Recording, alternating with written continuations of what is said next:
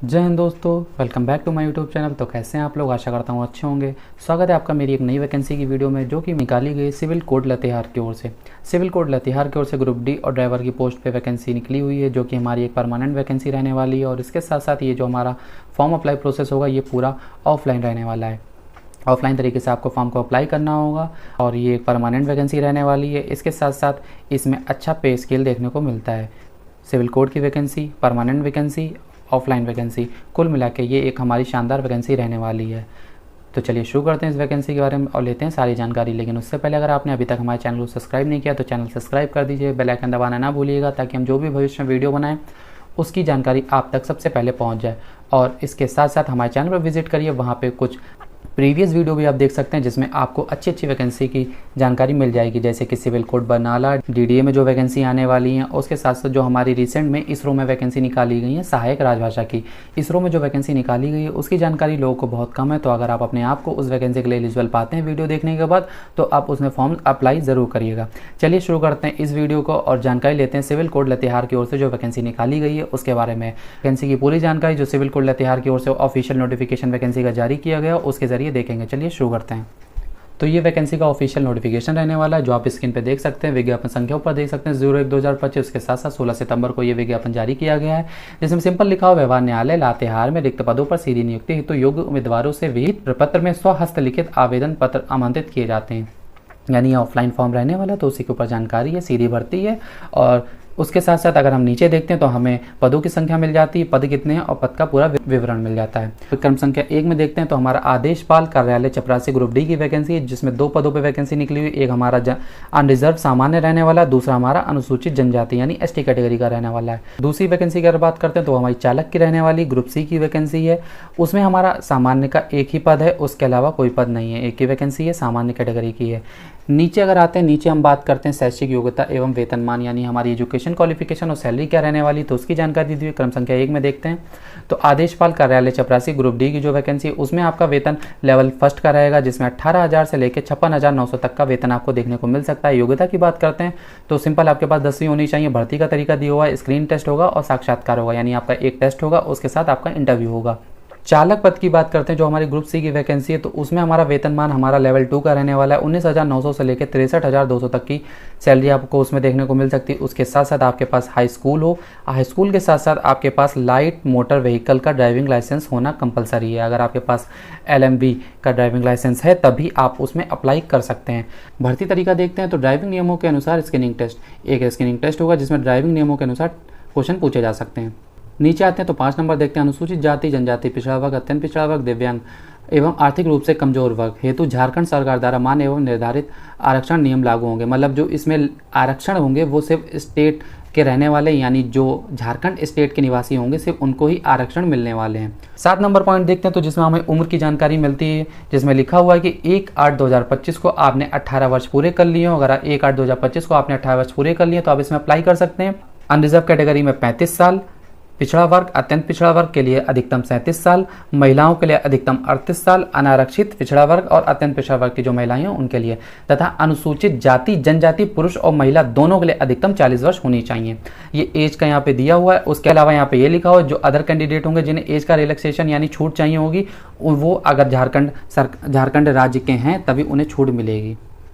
8 number point में simple ये लिखा हुआ है कि जितने भी आपके डॉक्यूमेंट होंगे उन सभी को आपको सेल्फ अटेस्ट करना होगा। सेल्फ अटेस्ट का मतलब सिंपल से इतना है कि आप अपने सिग्नेचर कर देंगे और डेट डाल देंगे जिस डेट में आप फॉर्म के लिए अप्लाई कर रहे होंगे।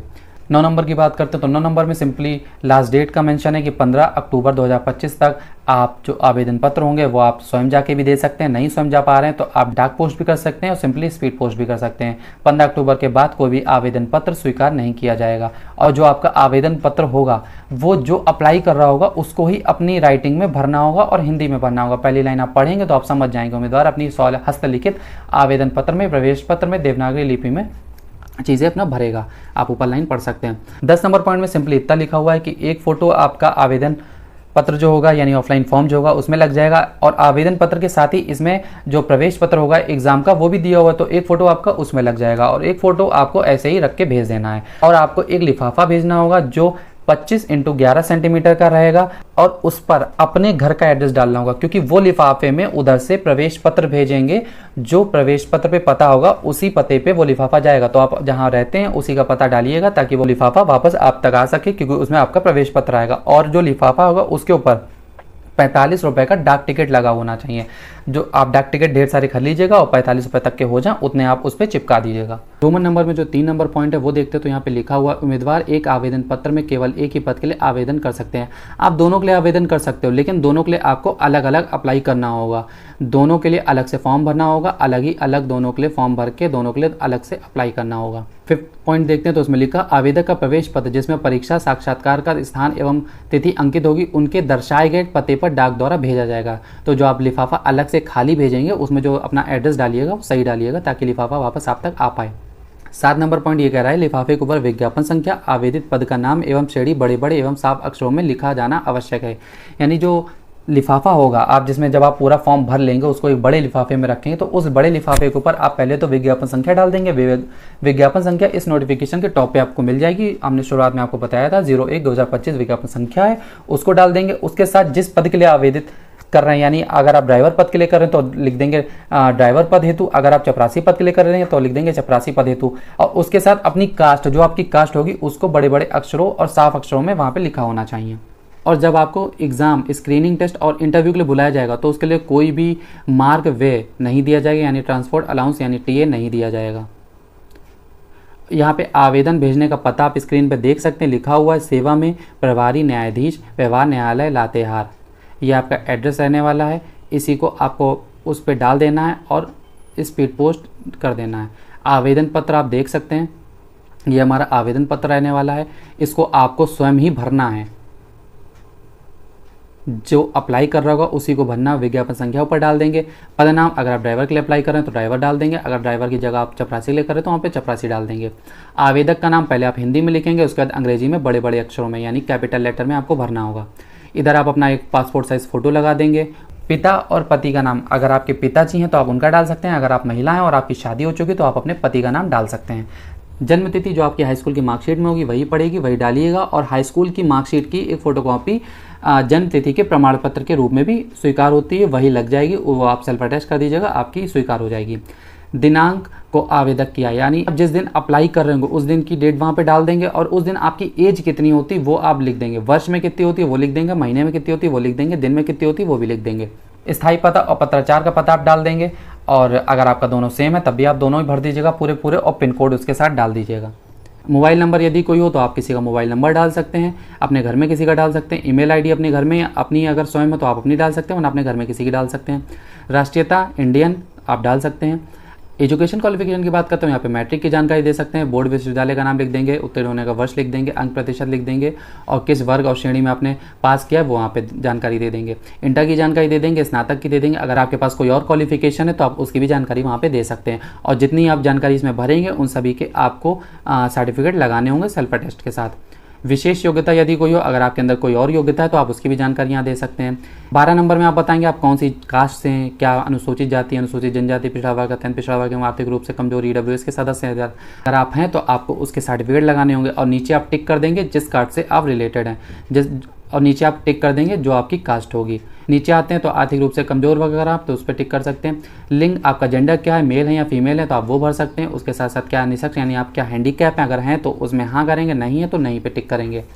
क्या वर्तमान में किसी सरकारी, अगर आप कहीं पे इस समय काम कर रहे हैं तो हाँ नहीं उसकी जानकारी देंगे। अगर आप काम करते होंगे तो आपको एनओसी प्रोवाइड करानी पड़ेगी। अगर आप कहीं सरकारी संस्थान में काम करते हैं तो 15 के नीचे जो 1, 2, 3 है वो आप वहाँ पे जानकारी दे देंगे। घोषणा पत्र है तो इसमें आप सिंपली दिनांक डाल देंगे, स्थान डाल देंगे और अपने हस्ताक्षर कर दीजिएगा, फॉर्म आपका पूरा भर जाएगा। फॉर्म के साथ साथ यहाँ पे नीचे प्रवेश पत्र भी दिया हुआ है, प्रवेश पत्र आप देख सकते हैं। इसमें कार्यालय द्वारा जो क्रमांक संख्या होगा कार्यालय द्वारा भरी जाएगी, आपको नहीं भरनी, अभ्यर्थी द्वारा भरा जाएगा। उसके नीचे जो आवेदक का नाम, पिता और पति का नाम, पत्राचार का पता, बस इतना ही आपको भरना है और एक फ़ोटो लगाना है। इसके अलावा इन 3 चीज़ों के अलावा आपको और कुछ नहीं भरना है, बस फ़ोटो लगा दीजिएगा और आपका पूरा फॉर्म भर जाएगा। पूरा भरने के बाद आपका ऑफलाइन फॉर्म, आपका एडमिट कार्ड वाला फॉर्म, 2 चीज़ें ये, और बाकी जो आपके सपोर्टिंग डॉक्यूमेंट होंगे जो आपने फॉर्म के साथ लगाने होंगे। सबको सेल्फ अटेस्ट कर लीजिएगा, सेल्फ अटेस्ट के बाद ही लगाइएगा। एक बड़े लिफाफे में रखेंगे और एक छोटा लिफाफा भी उसमें रखना है। उसकी जानकारी ऊपर दी थी 25x11 का, उसमें 45 रुपये के डाक टिकट लगे होने चाहिए। इतनी सारी चीज़ें आप एक फॉर्म में रख के सिंपली अप्लाई कर सकते हैं। अप्लाई करने के बाद उधर से आपका प्रवेश पत्र आएगा। जैसे आपका प्रवेश पत्र आएगा, आप एग्ज़ाम की तैयारी अच्छे से करिएगा, एग्ज़ाम दीजिएगा और इस नौकरी में अपने झंडे गाड़ के आइएगा। यहाँ पे हमारी इस वीडियो की सारी जानकारी कंप्लीट होती है। अगर अभी भी आपके मन में वैकेंसी रिलेटेड कोई डाउट है तो आप कमेंट करके पूछ सकते हैं।